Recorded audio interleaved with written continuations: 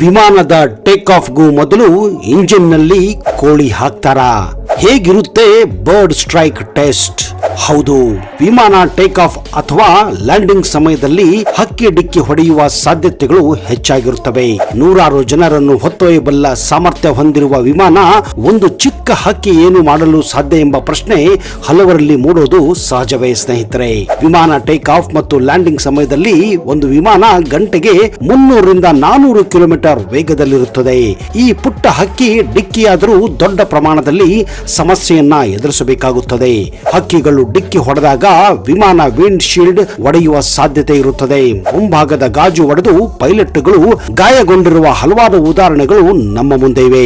ಇನ್ನು ಹಕ್ಕಿಗಳು ಇಂಜಿನ್ ಪ್ರವೇಶಿಸಿದರೆ ಅಥವಾ ಪ್ಲೇಟ್ಗೆ ಡಿಕ್ಕಿ ಹೊಡೆದರೆ ವಿಮಾನ ಪತನವಾಗುವ ಸಾಧ್ಯತೆಗಳು ಹೆಚ್ಚಾಗಿರುತ್ತವೆ. ಹಕ್ಕಿ ಡಿಕ್ಕಿಯಾಗಿ ವಿಮಾನ ಇಂಜಿನ್ ನಿಷ್ಕ್ರಿಯಗೊಂಡು ಬೆಂಕಿ ಹತ್ತಿಕೊಳ್ಳಬಹುದು. ಇದರಿಂದ ವಿಮಾನ ಪತನವಾಗಬಹುದು.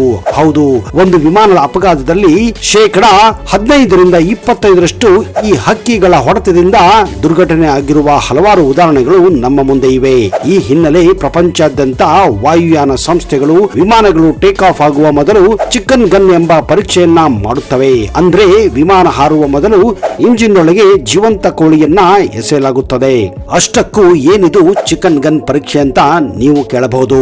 ಸರಳ ಭಾಷೆಯಲ್ಲಿ ಹೇಳೋದಾದ್ರೆ ಇದೊಂದು ವಿಮಾನ ಇಂಜಿನ್ ಪರೀಕ್ಷೆಯಾಗಿದೆ. ವಿಮಾನ ಇಂಜಿನ್ ಸಾಮರ್ಥ್ಯವನ್ನ ಪರೀಕ್ಷೆ ಮಾಡಲು ಜೀವಂತ ಕೋಳಿಯನ್ನೇ ಬಳಸಲಾಗುತ್ತದೆ.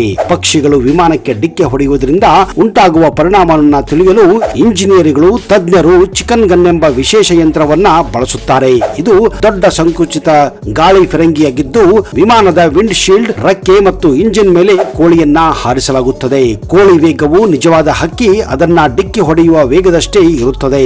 ಈ ಪರೀಕ್ಷೆಯನ್ನು ಪ್ರಯೋಗಾಲಯದಲ್ಲಿ ಮಾಡಲಾಗುತ್ತದೆ. ವಿಮಾನದ ಗಾಜು ಮತ್ತು ಇಂಜಿನ್ ಸರಿಯಾದ ಸ್ಥಿತಿಯಲ್ಲಿದೆ ಎಂದು ತಿಳಿದುಕೊಳ್ಳಲು ಪ್ರಯೋಗಾಲಯದಲ್ಲಿ ಈ ಚಿಕನ್ ಗನ್ ಪರೀಕ್ಷೆಯನ್ನ ನಡೆಸಲಾಗುತ್ತದೆ.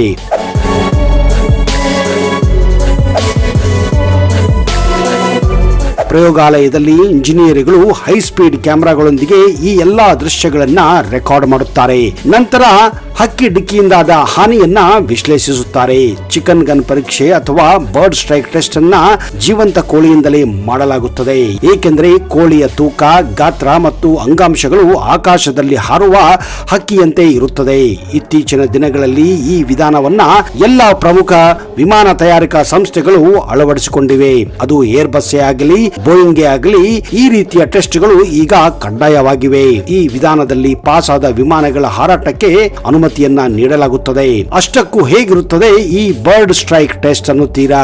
ಟೇಕ್ ಆಫ್ ಮುನ್ನ ವಿಮಾನದ ಭಾಗಗಳಾದ ಇಂಜಿನ್, ಕಾಕ್ಪಿಟ್, ವಿಂಡ್ ಶೀಲ್ಡ್ ಮತ್ತು ರೆಕ್ಕೆಗಳನ್ನ ಬಲವಾದ ಫ್ರೇಮಿನಲ್ಲಿ ಇರಿಸಲಾಗುತ್ತದೆ. ನಂತರ ಈ ಎಲ್ಲಾ ವಿಮಾನಗಳ ಭಾಗಗಳನ್ನ ಸಾಮರ್ಥ್ಯವನ್ನ ಪರೀಕ್ಷೆ ಒಳಪಡಿಸಲಾಗುತ್ತದೆ. ಪ್ರಯೋಗಾಲಯದಲ್ಲಿ ಇವುಗಳನ್ನೆಲ್ಲ ವಿಮಾನ ಹಾರುವ ವೇಗದಲ್ಲಿ ಚಲಿಸುವಂತೆ ಎಲ್ಲಾ ವ್ಯವಸ್ಥೆಯನ್ನ ಮಾಡಲಾಗುತ್ತದೆ. ನಂತರ ಇಂಜಿನ್ಗೆ ಏನನ್ನ ಎಸೆಯಬೇಕೆಂದು ನಿರ್ಧಾರ ಮಾಡುತ್ತದೆ. ಸತ್ತ ಕೋಳಿಯೋ ಅಥವಾ ನಕಲಿ ಕೋಳಿಯೋ ಅಥವಾ ಜೆಲಟಿನ್ ಚೆಂಡೋ ಹೀಗೆ ಆಯ್ಕೆಗಳಾಗುತ್ತವೆ. ಸಾಮಾನ್ಯವಾಗಿ ಪರೀಕ್ಷೆಯನ್ನು ಜೀವಂತ ಕೋಳಿಯನ್ನ ಎಸೆಯುವ ಮೂಲಕವೇ ಹೆಚ್ಚಾಗಿ ಮಾಡಲಾಗುತ್ತದೆ. ವಿಮಾನ ಹಾರುವ ವೇಗದಲ್ಲಿಯೇ ಜೀವಂತ ಕೋಳಿಯನ್ನ ಎಸೆಯಲಾಗುತ್ತದೆ. ವಿಮಾನದ ಪ್ರಮುಖ ಭಾಗಗಳ ಮೇಲೆ ಕೋಳಿ ಎಸೆದಾಗ ಏನಾಯ್ತು ಎಂಬುದನ್ನ ರೆಕಾರ್ಡ್ ಕೂಡ ಮಾಡಲಾಗುತ್ತದೆ. ನಂತರ ವಿಡಿಯೋದಲ್ಲಿ ಪ್ರತಿಯೊಂದು ಕ್ಷಣವನ್ನ ಸೂಕ್ಷ್ಮವಾಗಿ ಗಮನಿಸಲಾಗುತ್ತದೆ. ಈ ವಿಡಿಯೋ ಕೋಳಿ ಎಸೆತದಿಂದ ಎಷ್ಟು ಹಾನಿ ಸಂಭವಿಸಿದೆ ಮತ್ತು ಎಲ್ಲಿ ಸಂಭವಿಸಿದೆ ತೋರಿಸುತ್ತದೆ. ನಂತರ ಇಂಜಿನಿಯರ್ಗಳು ಮತ್ತು ತಂತ್ರಜ್ಞರು ಇಂಜಿನ್ ಬ್ಲೇಡ್ ಮುರಿದಿದೆಯೇ, ವಿಂಡ್ ಶೀಲ್ಡ್ ಬಿರುಕು ಬಿಟ್ಟಿದೆಯೇ, ವಿಮಾನದ ರೆಕ್ಕೆಗೆ ಹಾನಿಯಾಗಿದೆಯೇ, ಇಂಜಿನ್ ಹಾಳಾಗಿದೆ ಅಂತ ಪರಿಶೀಲನೆ ಮಾಡುತ್ತಾರೆ. ಯಾವುದೇ ಗಂಭೀರ ಹಾನಿಯಾಗದಿದ್ದರೆ ಮಾತ್ರ ವಿಮಾನ ಟೇಕ್ ಆಫ್ ಆಗಬಹುದೆಂದು ಸರ್ಟಿಫಿಕೇಟ್ ನೀಡುತ್ತಾರೆ. ಹೀಗೆ ಈ ಒಂದು ಬರ್ಡ್ ಸ್ಟ್ರೈಕ್ ಟೆಸ್ಟ್ ಅನ್ನ ಮಾಡಲಾಗುತ್ತದೆ.